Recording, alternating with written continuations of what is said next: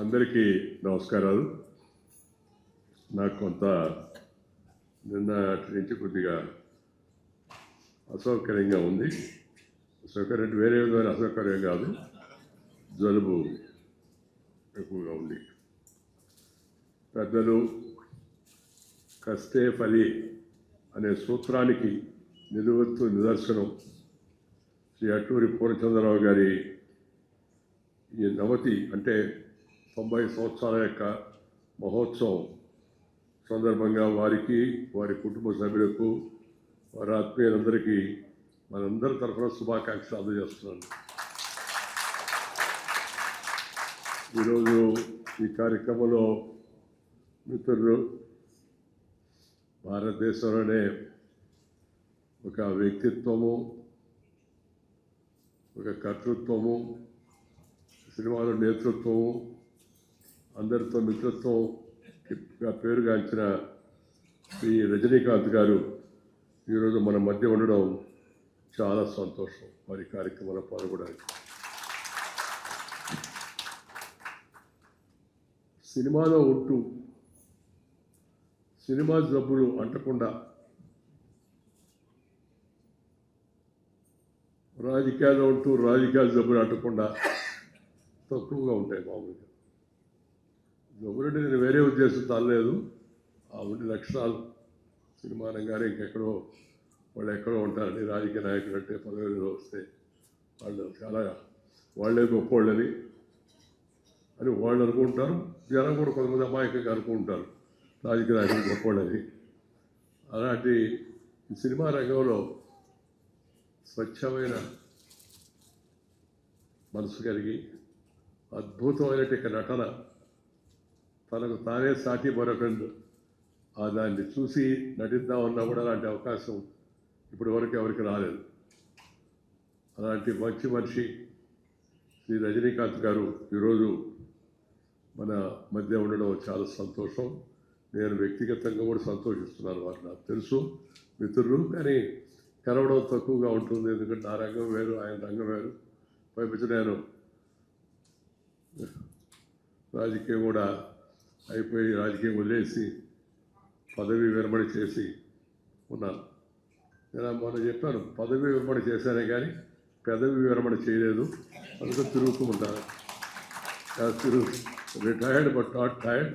కాస్త వెళ్ళి తిరిగి నలుగురికి నాకు తెలిసిన విషయాలు, నేను నా యొక్క 60 సంవత్సరాల రాజకీయ జీవితంలో చిన్నప్పటి నుంచి నేను 16 ఏళ్ళ నుంచి రాజకీయంలోకి వచ్చాను.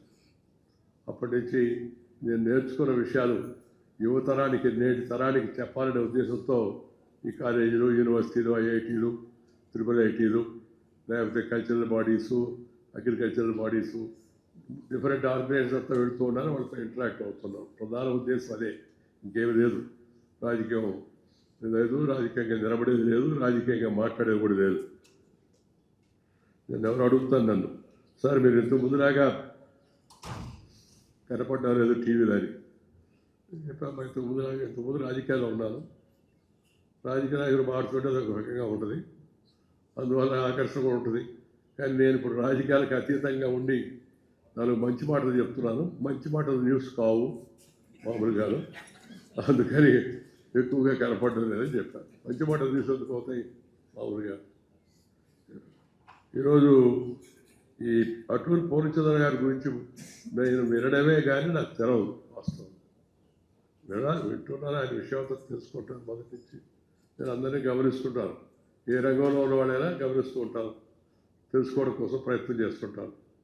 వారి గురించి చాలా మంచిగా, ఆయన చిన్నప్పటి నుంచి కష్టపడి శ్రమించి నిజాయితీతో, పట్టుదలతో, మొక్కవోని దీక్షతో అద్భుతంగా జీవితంలో ఆయన పైకి వచ్చాడు అని చెప్పని మిత్రులు చెప్తూ ఉంటే వింటూ ఉంటాం. వారు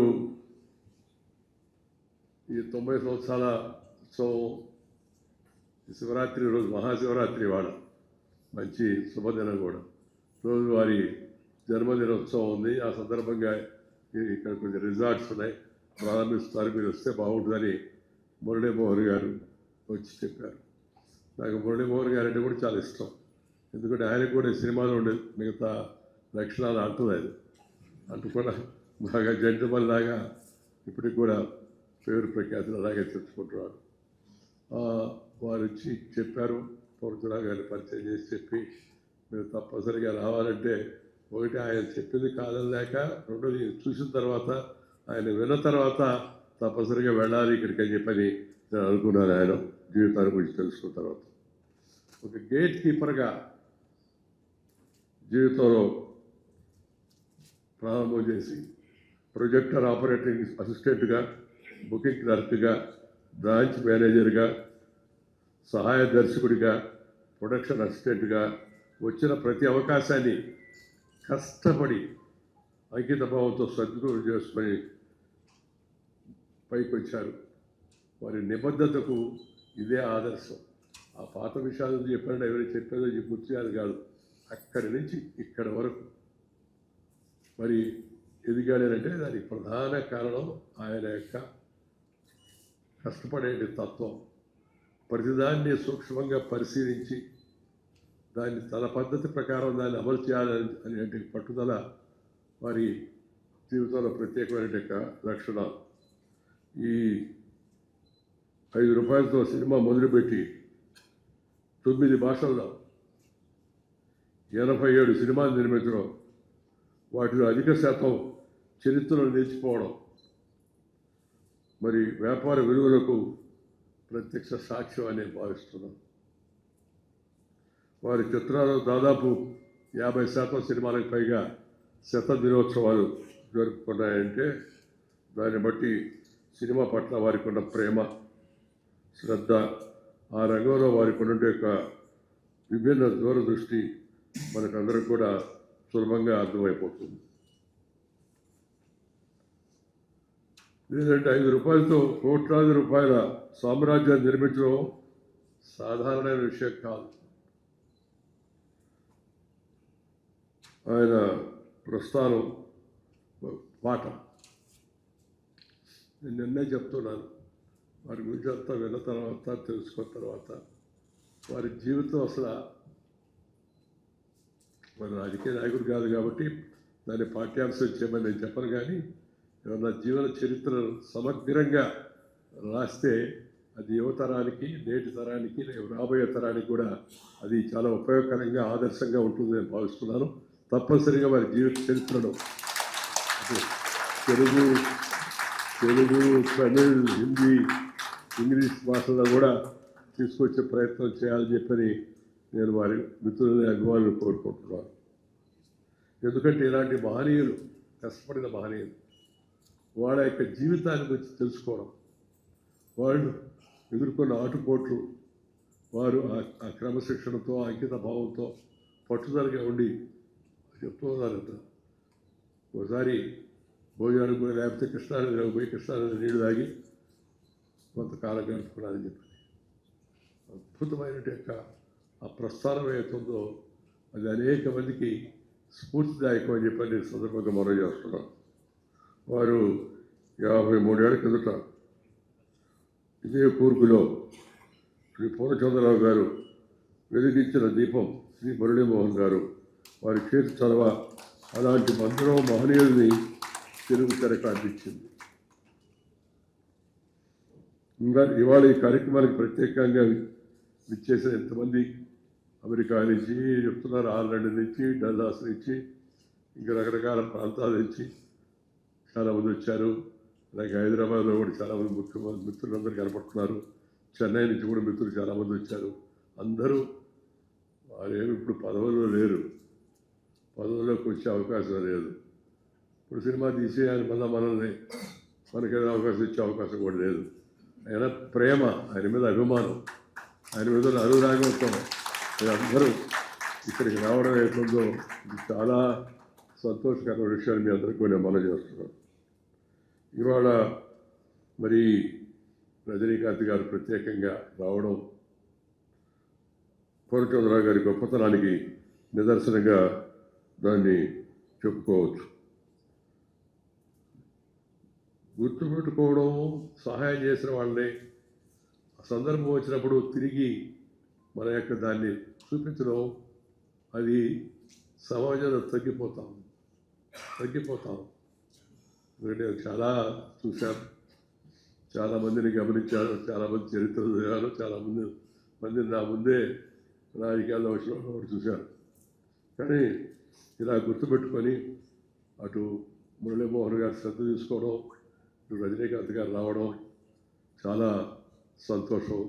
ఇది ఒక తనకు ఉపకారం చేసిన మనిషి గుర్తుపెట్టుకొని మన జీవితంలో అవసరమైనప్పుడు, ఇది పెద్ద ఉపకారం ఏం కాదు, వారు చేసే ఉపకారం అని అన్నాను, కానీ మనందరం కలిపి జరుపుకునే ఈ ఉత్సవానికి వాళ్ళ సహకారం అందిస్తామవుతుందో అది చాలా సంతోషం. దాన్ని అందరూ కూడా పాటించాలని చెప్పి నేను కోరుతున్నాను. ఎంత గొప్ప నిర్మాత.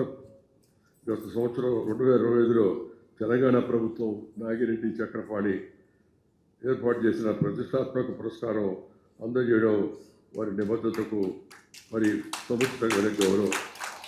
అసలు వాస్తవంగా కానీ చూస్తే అవన్నీ కానీ చదివితే వారు తీసిన సినిమాలు అవన్నీ గమనిస్తే ఇంకా పెద్ద పురస్కారం వారికి ప్రభుత్వం, కేంద్ర ప్రభుత్వం గారు, రాష్ట్ర ప్రభుత్వం గారు ఎప్పుడో ఇచ్చి ఉండాల్సింది. కారణం ఏదైనప్పటికీ కూడా ఒక మాటలో చెప్పాలంటే సినిమాలను విజయాలతోనే కాక విలువలతో లెక్క వేసినట్టు శ్రీ అటూరి పూర్ణచంద్రరావు గారు ఎప్పుడు స్మరణీయులు. విలువలతో, వాల్యూస్తో ఇవాళ సమాజంలో ఉండే వివిధ జీవనాల్లో, వివిధ రంగాల్లో రోజుకి దిగజారిపోతుంది విలువలు.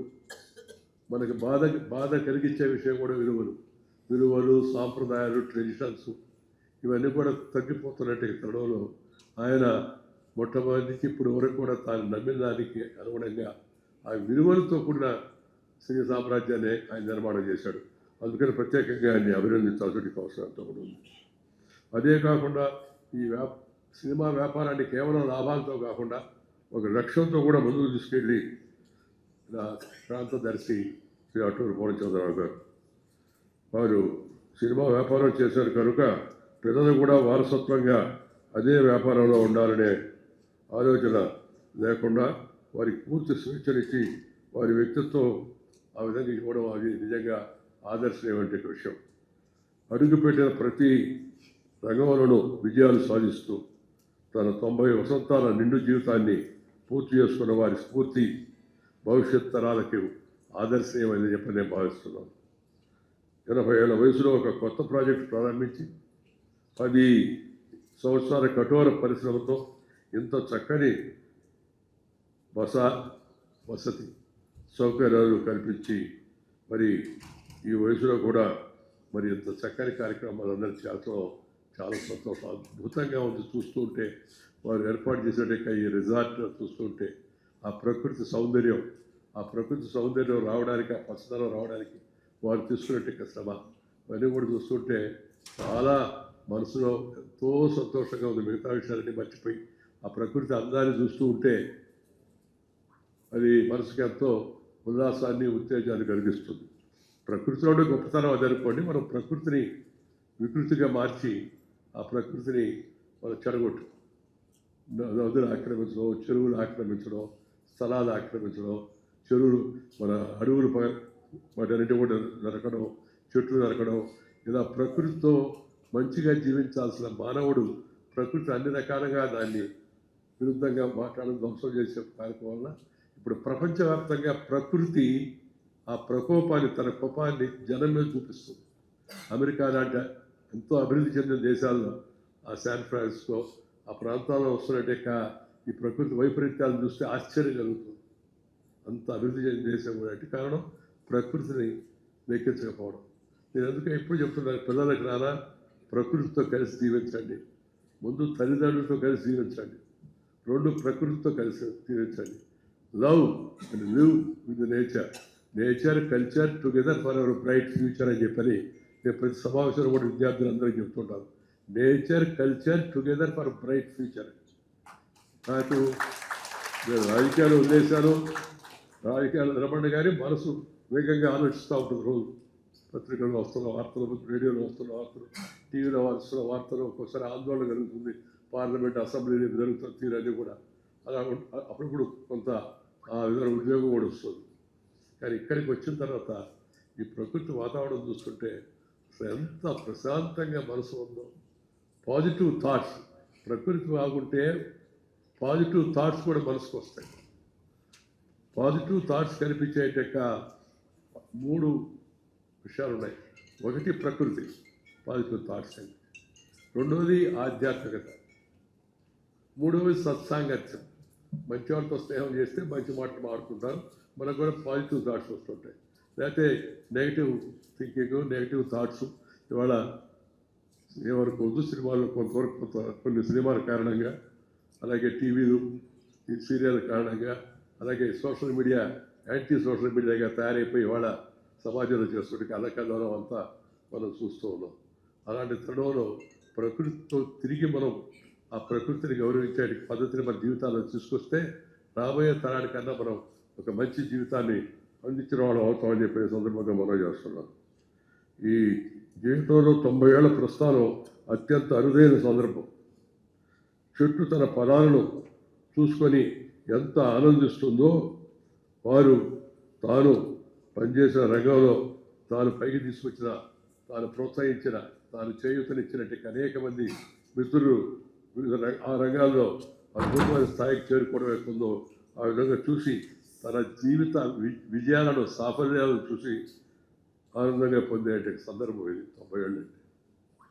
అందుకే ఆయన కూడా 90 ఏళ్ళైనా ఇది 90 ఏళ్ళు అంటే నమ్మని కాదు. ఆ చురుకుదనం ఎట్లుందో ప్రతి విషయాన్ని ఆయనే చూస్తాడు. ప్రతి ఒక్కదాన్ని ప్రణాళికాబద్ధంగా అలాగే ఉత్సాహంగా కలిసిపోతున్నాడు.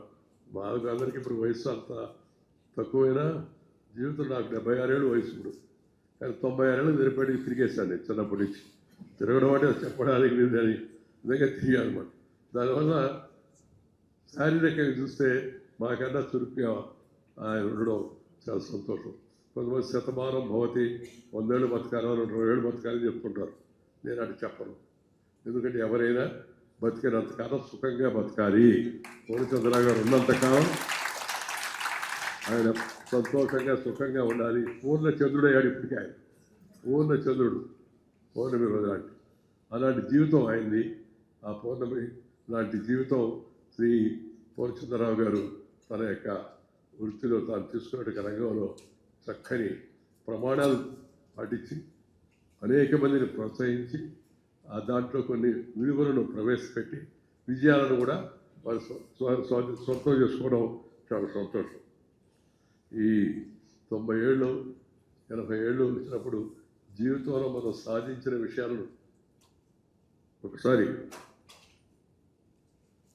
ఆలోచించడం, వాటిని ముందు తరాలకు అందించేటికి ప్రయత్నం కూడా మనం చేయాలి. ఆస్తులు ఇవ్వడం కాదు, బుద్ధులు, సంస్కారం, సభ్యత, మంచి మార్గాలు మన పిల్లలకి ఎప్పుడవుతుందో అదే చాలా పెద్ద ఆస్తి అని చెప్పి మనవరాళ్ళ ద్వారా అనేక అనుభూతుల్ని ఆస్వాదిస్తూ జీవితంలో మనం సాధించిన వాటిని ప్రత్యక్షంగా చూసుకునే సందర్భం ఇది. 90 ఏళ్ళు వచ్చాయి, 80 ఏళ్ళు వచ్చాయని చెప్పట్టి.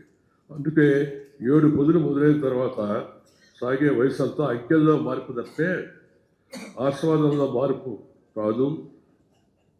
మనసు, వయసు ఈ బయటపడే సందర్భం కూడా ఇదే. ఈరోజు శ్రీ అటూరి పూర్ణచంద్రరావు గారు శరీరం వయసు 80 కావచ్చు, కానీ వారి మనసు మాత్రం మనలో చాలామంది కంటే తక్కువ అని చెప్పి నేను భావిస్తున్నాను. అంటే చూసుకుంటూ భావిస్తున్నాను. సినిమా రంగంలో ఆదర్శవంతమైన విలువలు పాటించడం సులభం కాదు. సినిమా రంగంలో కూడా సులభం కాదు, రాజకీయ రంగంలో కూడా సులభం కాదు. పాటిస్తున్నారు, అందరూ పాటించాలండి. అందులో కొద్దిమంది తప్పు చేస్తే కనపడేదంతా తప్పే కనపడుతుంది, నెగిటివ్ కనపడుతుంది, మనకి మంచి తక్కువ కనపడుతుంది. Silent majority always will be silent, minority will be always violent. Minority అంటే మతం కాదు, మతం గురించి కాదు చెప్పింది. మైనారిటీ అంటే తక్కువ మంది ఎక్కువ హడావుడి చేస్తుంటారు మామూలుగా. వీరు ఈ సినిమా రంగంలో మంచి విలువలు పాటించడం ఒక ఎత్తు అయితే, ఆ ప్రస్థానాన్ని ఎక్కడ పరిపూర్ణం చేయాలన్న విషయం కూడా బాగా తెలిసిన వ్యక్తి వారు. ఈరోజు ఈ బస సౌకర్యాల వెనుక కూడా వారి ముందు చూపు చూసి నేను ఆశ్చర్యపోయాను. ఎంత చక్కని ప్రణాళిక, ఎంత ప్లానింగ్. చాలా చిన్న చిన్న విషయాలు కూడా గమనించి అద్భుతమైన సౌకర్యాన్ని ఇక్కడ ఈ ప్రకృతి సౌందర్యంతో కలిపి మంచి సౌకర్యాన్ని ఏర్పాటు చేశారు. అప్పుడు కాస్త బయట వచ్చి మన ప్రైమ్ మినిస్టర్ గారు కూడా చెప్తుంటారు, నేను కూడా అదే రిపీట్ చేస్తున్నాను, బయట వెళ్ళాలా తిరగాల చూడాలనేది ఇప్పుడు బాగా జనంలో పెరిగిపోయింది. అందరికీ బయట వస్తున్నారు. దయచేసి ఇండియన్ టూరిజం మన ఇండియాలో ప్రపంచంలో ఉన్న అద్భుతమైన అనేక నగరాల కన్నా అనేక ప్రాంతాల కన్నా మించిన ప్రాంతాలు మన భారతదేశంలో ఉన్నాయి. అది మనకి ప్రకృతి ప్రదించినట్టే వరం. ఈ భారతదేశంలో ఉండే విహారయాత్రలో ఆ ప్రదేశాలు వాటిని సందర్శించండి, మన దేశ ప్రజలకు మేలు చేయండి. విదేశాలకు పోవద్దని కాదు, పోండి. నేను ఎప్పుడు పోవద్దన్నాను. నేను 2 మాటలు చెప్తుంటాను వాళ్ళకి, గో ల్యాండ్ గ్యాండ్ అండ్ రిటర్న్.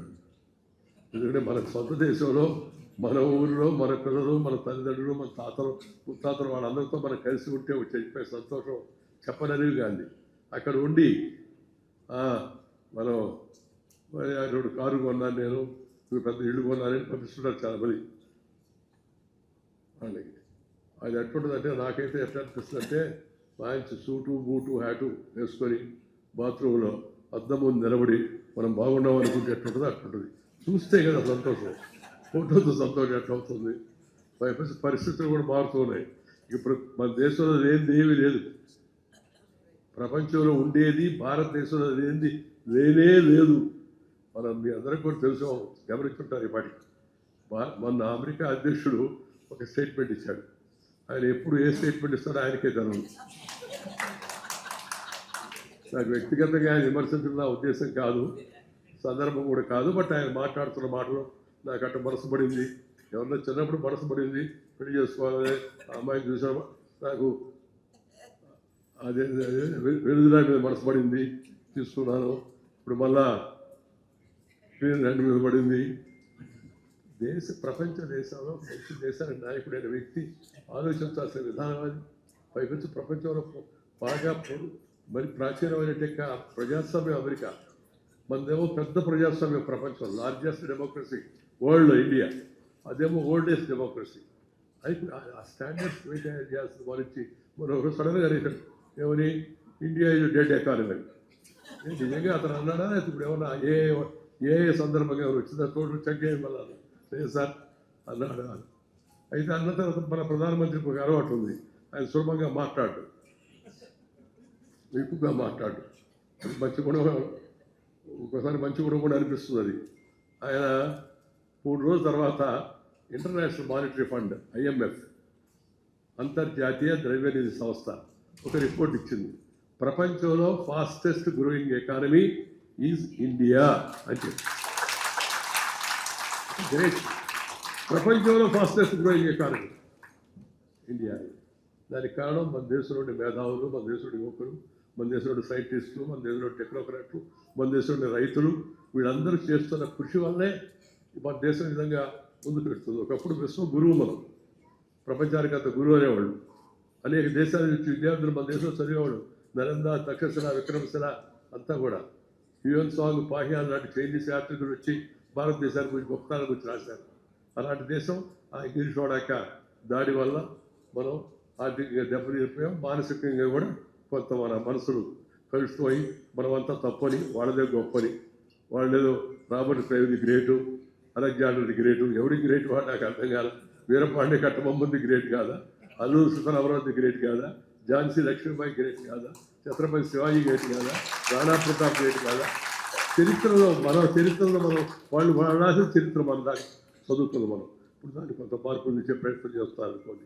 మనం ఆర్థికంగా ఎదుగుతున్నప్పుడు మనం అందరూ, మీ అందరికీ నేను చేస్తున్న అపీల్ ఏంటంటే, మనం సామాజికంగా అందరితో కలిసిమెలిసి ఉండే తత్వాన్ని పెంచుకోవాలి. మనం కలిసిమెలిసి ఉండే తత్వం లేకపోవడం వల్ల ఒకప్పుడు మన రాజులు తుగ్గు వేసుకొని ఇంగ్లీష్ వాళ్ళకి అవకాశం కల్పించాం. దేశం ఇంత వేగంగా ముందుకెళ్తున్నప్పుడు కలిసి ఉండాలా. ముందు కుటుంబం, ఆ తర్వాత ఊరు, ఆ తర్వాత జిల్లా, రాష్ట్రం, దేశం. మనం సర్వే జన సుఖినో భవంతు, సర్వే జన సుఖినో భవంతు అంటాం మనం, వసుదైక కుటుంబకు అని. ఎవరు మాట్లాడట, మనం చెప్తుంటాం అందరూ జనం సుఖంగా ఉండాలని. Share and care is the core of India. Share and care, ఉన్నదాన్ని కొంత ఇతరులతో పంచుకో, అప్పుడు పెంచుకో, నీకు మనసు సంతోషం కలుగుతుంది. చాలామంది ఇప్పుడు మన దేశంలో కూడా ఆ ధోరణిలో కొంత తమ సంపాదనలో ఇతరులకు కూడా ఉపయోగపడే విధంగా జీవితాలు మర్చుకుంటున్నారు. మరింతమంది మర్చుకోవాల్సిన అవసరం ఎంతో ఉంది. తర్వాత అందరితో కలిసి ఉండడం, ఎవరిలో మంచితనం ఉంటే దాన్ని గుర్తించడం, మనకి ఏదైనా అభిప్రాయం వస్తే ఆ అభిప్రాయ భేదాన్ని మంచిగా సామరస్యంగా వాడుకోవాలి, కానీ తప్పుడు ఆరోపణ చేయడం ఇలాంటి అలవాట్లు కాకూడదు. అయ్యో దట్టు ఆరోపణ చేసినప్పుడు మనం ఏ గురించి మాడుతున్నామని కూడా చూడాలి. కొంతమంది ఆలోచించకుండా మన ఎవరు అన్నారు భారత మాత్రం అమ్మేశారు. పదం వాడాలంటే అసలు మనసు చాలా బాధ కలుగుతుంది. అందువల్ల ఈరోజు ముఖ్యంగా ఒక మంచి వ్యక్తిని మనం అందరం కలిసి మంచి మనసుతో అందరూ వచ్చి ఒక మనిషిని మనం నిజంగా అభినందించడం కోసం ఇక్కడ సమావేశమయ్యాం. నేను ఇంకా ఎక్కువగా మాట్లాడడం నాకు ఇష్టం లేదు. వారు తన యొక్క అశేష ప్రజ్ఞా విశేషాలతో, అలాగే పట్టుదలతో, క్రమశిక్షణతో, కొన్ని విలువలతో ఈ స్థాయికి ఎదిగి మనందరికీ కూడా ఆదర్శప్రాయుడయ్యాడు.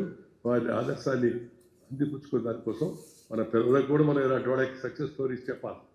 చెప్పిన తద్వారా వాళ్ళని ప్రోత్సహించే ప్రయత్నం చేయాలి. అలా వారి జీవితం అనేక మందికి ప్రేరణాదాయకం కావాలని కోరుతూ మన పూర్ణచంద్రరావు గారు సహస్ర చంద్రోదయం అయిపోయింది. 1000 పౌర్ణాలు చూశారు మీరు. 1000 పౌర్ణాలు చూశారు ఇప్పటికే. ఇంకా మిగిలిన పౌర్ణాలు కూడా ఆరోగ్యంగా చూడాలని చెప్పని కోరుకుంటూ, నేను మీకన్నా చిన్నవాడి కాబట్టి ఆశించడమే కానీ ఆశీర్వదించేటటువంటి వయసు కాదు. మిమ్మల్ని ఆదర్శంగా తీసుకొని యువతరం ముందుకు వెళ్ళాలని చెప్పి కోరుకుంటూ మీ దగ్గర సెలవు తీసుకున్నాను. నమస్కారం. జై హింద్.